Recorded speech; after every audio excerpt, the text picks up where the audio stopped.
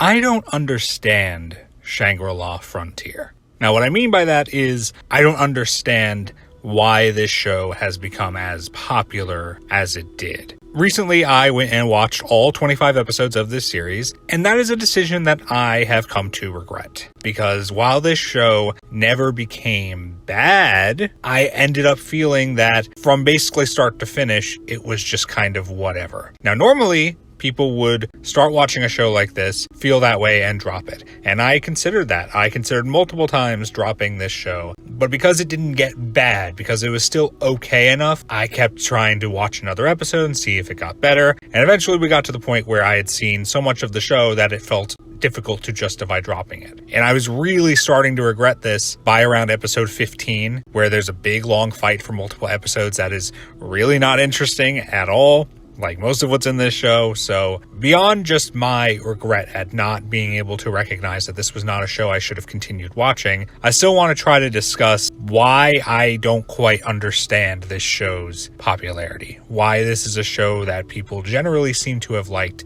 but I haven't. Because I can see a lot of similarities between Shangri-La Frontier and a show that I did like, which is Bofuri. Bofuri is a show that's basically the same thing as this. It's characters playing a video game with very little in the way of massive stakes, because it's not like they're being trapped in a video game. It's not like there's anything going on in the real world that's going to affect their lives. Both shows are very, very similar. But that show, Bofuri, I actually enjoy. And I didn't with Shangri-La Frontier. So what exactly is the deal? And the only thing I can really think of is that Bofuri just has characters that I guess I liked more, who I thought had a little bit more depth to them, even though they aren't the deepest of characters by any means. Whereas in Shangri-La Frontier, I don't care about a single one of the characters, and every character is very much so just one-dimensional, one personality trait, and that's it. If you look at Sunraku, for example, the main character in Shangri-La Frontier, what exactly is his personality other than really liking video games? I can't think of anything. I really can't. Now, that's not to say he can't be an enjoyable character to watch despite that,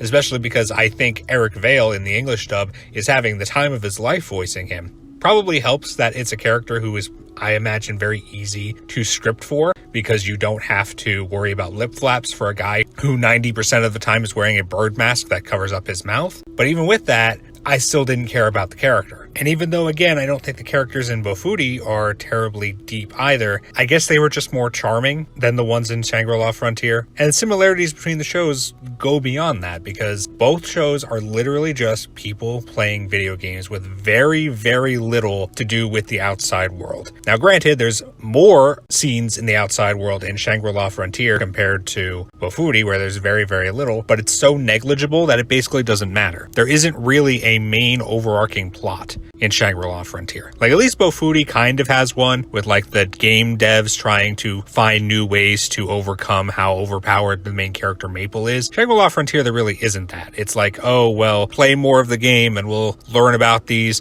monsters that are unique and only show up sometimes. Like, there's kind of like a little bit there, and to be fair to the show, maybe the upcoming second season will explore that more, and we'll see more of what the developers of the game intend, but we get so little of that in this season that I can't with any good conscience say that there's a plot here, at least in this season. So what is making this such an appealing show to people when the characters in the story don't offer that much? Generally, it seems to be people, one, enjoying solid animation and some okay action fight scenes, and two, it seems to be people just finding the fact that this is a show that involves a fantasy video game world, but isn't an isekai and isn't about being trapped in a video game, refreshing. And I can kind of understand that, because it is rare to see a show where it is just people playing video games. I mean, again, Bofuri's an example, to an extent Excel World, and I'll always take an opportunity to praise Excel World, but that one is different in that the game does have an impact on the real world and does affect the characters, and there is an overarching plot. But I understand, yes, usually when you get a video game show, it's either we are trapped in a video game or it's an isekai that just happens to have video game elements. I can see why people find the idea of this show interesting. Just finding the idea interesting would be enough to watch it, not necessarily enough for people to want to watch it all the way through. So I'm left here thinking, why exactly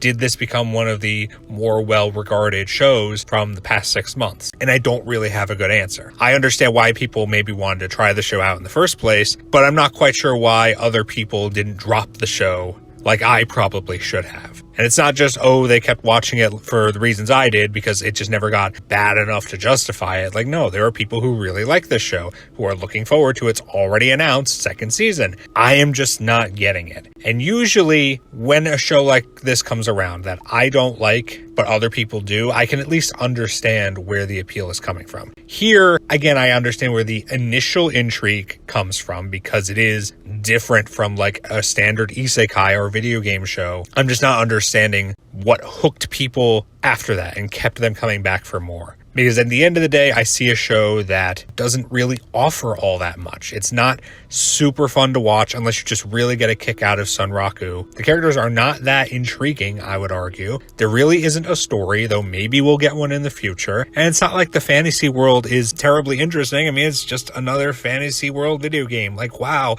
we haven't seen that before, have we? Which kind of defeats the whole idea of it feeling fresh or feeling different, because it really doesn't. It suggests that it would at the beginning, but it really doesn't. And on top of that, we end up with stuff that just feels like fluff for no reason. You do have this one-sided romance subplot with another character that literally goes nowhere, and honestly, you could probably cut out of the show. Like, yes, you have to change a couple things, but you could probably remove it from the show and would have no impact because it moves at slower than a snail's pace. Which, you know, if you just find that kind of amusing, fine, but anyone who actually tries to get invested in that is going to be frustrated immediately. And then you have this unfortunate thing where not only does the show have episode lengths that vary, you can have ones that are only 23 minutes, you can have ones that are all the way up to 27 minutes long, which when it's a show you're not that into is going to really get on your nerves. But also a lot of that runtime in nearly every episode is because of these added on mini theater segments that are just comedic moments that are shown to you at the end of the episode. Sometimes it's only like a minute long, sometimes it's like 3 or 4 minutes long, and they're really frustrating. They aren't amusing, and they just add to the length of the episode for no reason. You would think that if a show is using that time to add all this quote-unquote extra content at the end of the episode, after it's already a longer episode than it normally would be, that it would be doing something interesting with that time, and it just isn't.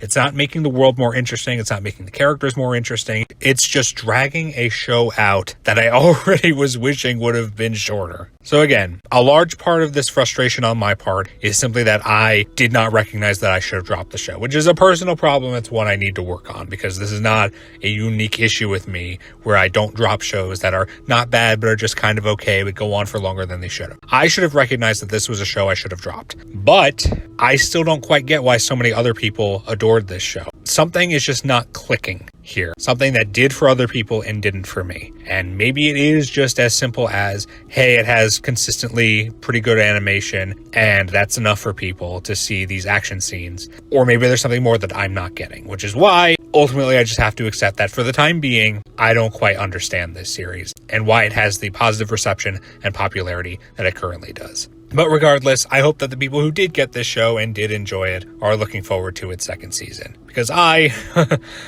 am not. Thank you so much for watching. Like and subscribe if you enjoyed the video, and until next time, take care everyone. Look forward to the next video.